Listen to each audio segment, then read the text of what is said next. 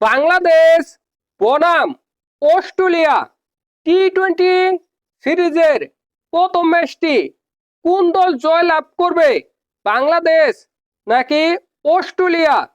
দেখেন, Bangladesh অস্ট্রেলিয়াকে one day series হারিয়েছে, বাজেভাবে হারিয়েছে। হয়তোবা ওয়ানডে সিরিজে বাংলাদেশ আর একটু ভালো খেলতে পারলে বাংলা ওয়াশ করতে পারত।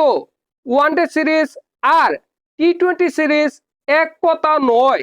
টি-20তে অস্ট্রেলিয়াকে হারানো বাংলাদেশের জন্য কিছুটা হলেও কঠিন হবে, কারণ অস্ট্রেলিয়া টি-20-র জন্য অসাধারণ অনবদ্য একটি দল।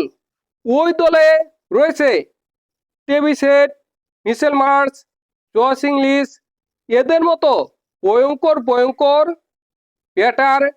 তাছাড়া রয়েছে ক্যামেরন গ্রিন, এর মতো অলরাউন্ডার।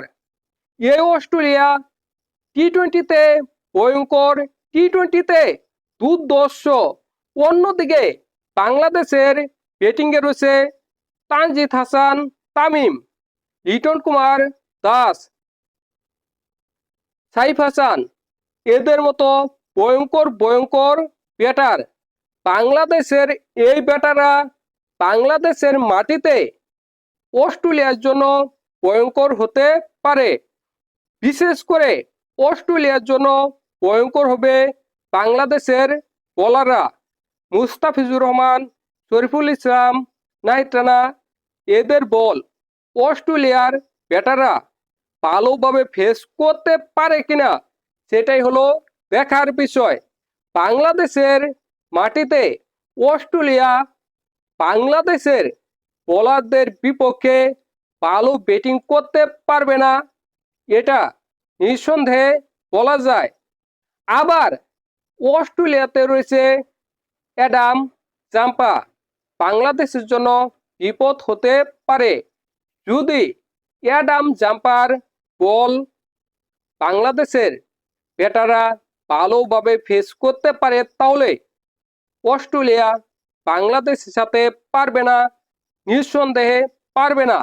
দেখেন, এই ম্যাচে যদি বাংলাদেশ আগে ব্যাটিং করে এবং 160, 70 বা 80 রান করতে পারে, তাহলে এই ম্যাচটা অনায়াসে বাংলাদেশ জয় লাভ করবে।